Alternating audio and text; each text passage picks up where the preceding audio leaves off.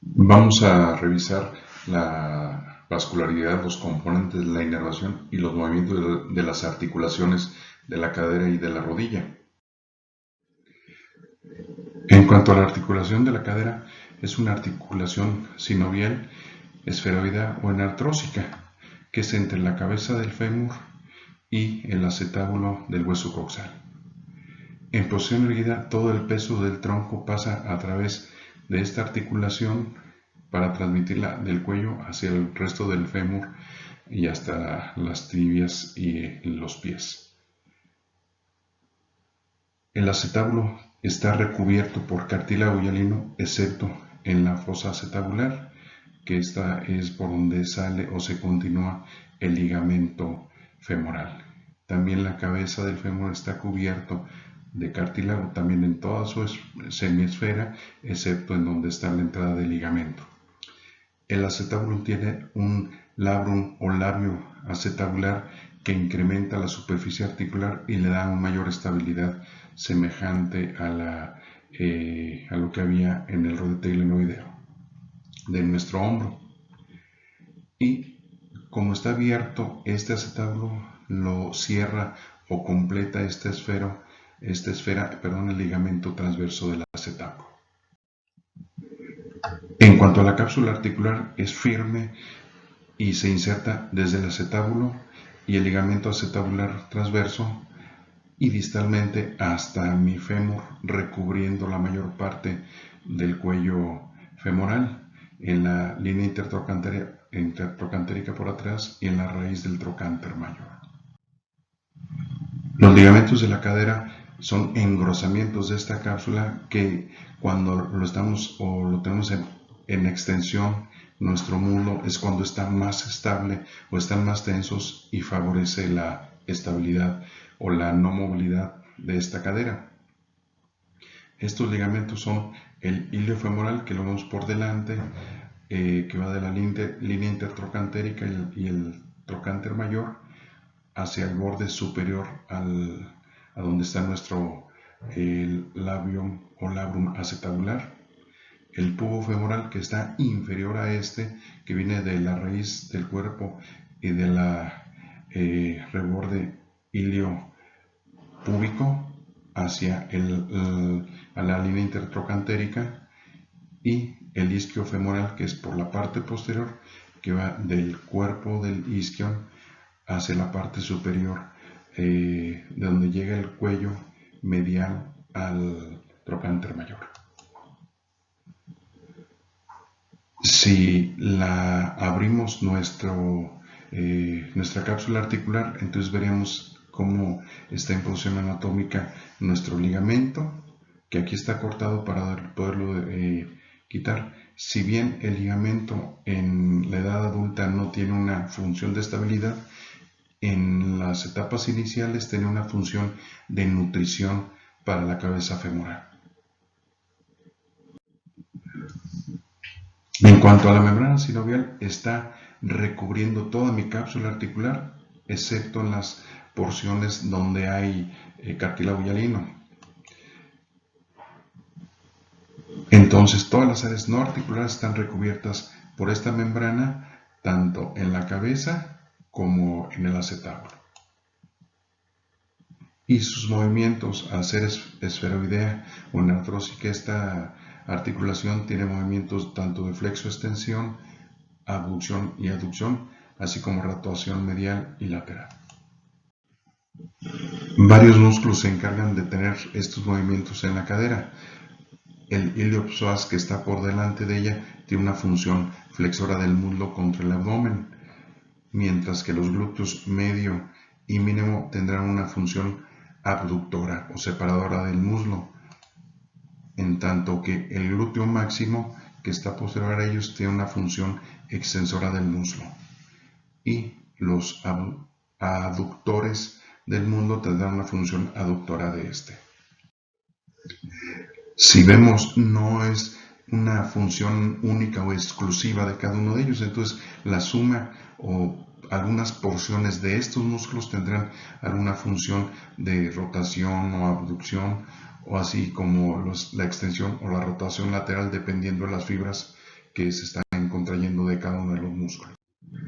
En cuanto a la irrigación de la cadera, es a través de las arterias circunflejas femorales medial y lateral. Estas dan unas ramas retinaculares que se meten adentro o la atraviesan esta cápsula y van a irrigar mi cabeza femoral y mi cuello. Cuando hay una luxación, esta cápsula se pone tensa y las arterias las puede aplastar e impedir la irrigación, por lo que es importante que cuando hay una luxación en general de cualquier articulación es una urgencia ortopédica y hay que tratar de reducirlas pronto. En general decimos que el tiempo ideal es hacerlo antes de 6 horas. En cuanto a la inervación, van a ser los nervios que atraviesan la articulación. En la porción anterior estarán ramas del nervio femoral, del nervio obturador y por la parte posterior el glúteo superior. Si continuamos con la articulación de la rodilla, sabemos que es una articulación sinovial tipo bisagra o una trocleoartrosis. Permite un movimiento de deslizamiento o rodamiento y así como una rotación sobre un eje vertical. Las superficies articulares son 3, que serían los cóndilos femoral, tanto el lateral como el medial, así como también los cóndilos de la tibia, tanto el medial y lateral. Estos también se conocen como platillos tibiales. Además de la articulación femororotuliana, que será en la parte más superior y anterior de mi cóndilo femoral. Realmente el peroné no se articula con el fémur, ese no se articula con la tibia. ¿Qué es lo que le da estabilidad a mi articulación de la rodilla? Van a ser tanto los ligamentos que cruzan esta articulación como los ligamentos externos e internos, así como la masa muscular. Si abrimos nuestra articulación, aquí veremos parte de los ligamentos intrínsecos de la articulación de la rodilla, que sería el ligamento anterior y el posterior. Entonces, ¿qué es lo que da en general la estabilidad? Tanto una masa muscular potente como sería el cuádriceps, así como mis ligamentos internos y externos. Si fallan alguno de estos, ya sea los ligamentos están rotos o bien tenemos una masa del cuádriceps muy pequeña, esto no va a ser suficiente y va a tener inestabilidad. La cápsula articular tiene una cápsula fibrosa que se origina en el fémur por arriba y en la fosa intercondilia, que estaría posterior aquí, y presenta una apertura para el tendón popliteo, semejante a como lo veíamos en la cabeza larga del bíceps a nivel del hombro o de la articulación del hombro. Y ya toda esta cápsula va y se continúa y se inserta abajo en la tibia por debajo de los platillos tibiales.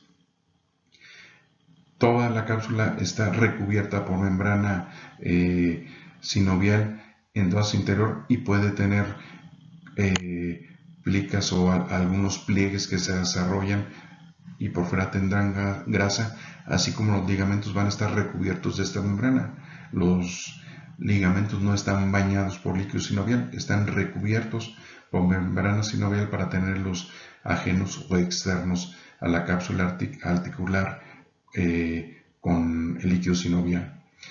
Hacia la parte superior de mi cavidad articular de la rodilla hay una extensión que se sigue hacia la cara anterior del fémur. Esto hay que tenerlo presente en algunas lesiones penetrantes a nivel de la parte superior de los cóndilos femorales. Puede perforar esto y contaminarnos nuestra articulación de la rodilla. En cuanto a nuestros ligamentos extracapsulares o capsulares, tenemos el rotuliano, el colateral fibular, el tibial, el popliteo oblicuo y el popliteo arqueado. En cuanto al ligamento rotuliano, es la parte distal de nuestro ligamento del cuádriceps o ligamento anterior y sale ya que cruzó la patela o este gran hueso sesamoideo para dirigirse a la tuberosidad de la tibia que está en su cara anterior.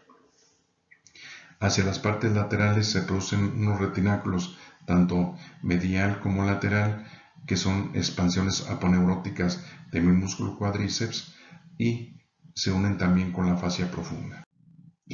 El ligamento colateral fibular es más fuerte y se extiende desde la porción lateral de mi cóndilo lateral hacia la cabeza del fémur.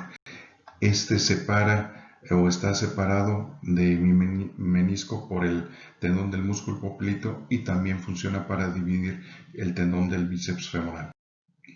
Mi colateral tibial es medial, viene del cóndilo medial y se extiende como una banda hacia la porción inferior a mi platillo tibial. En su descenso fija a mi menisco medial y es mucho más débil comparado con el colateral fibular o peroneo. El ligamento poplito oblicuo es una expansión del tendón del semimembranoso que se dirige superolateralmente por la cara posterior de la rodilla, refuerza la cápsula en esta área y termina en la parte superolateral del cóndilo femoral lateral. En cuanto al ligamento poplito arqueado, este recubre o va por encima del musgo popliteo y refuerza la cápsula en la porción inferolateral. En cuanto al genu valgo y genu varu, vamos a verlo. Entonces, normalmente el ángulo entre el fémur y la tibia va a ser normalmente el ángulo Q más o menos de 12 grados.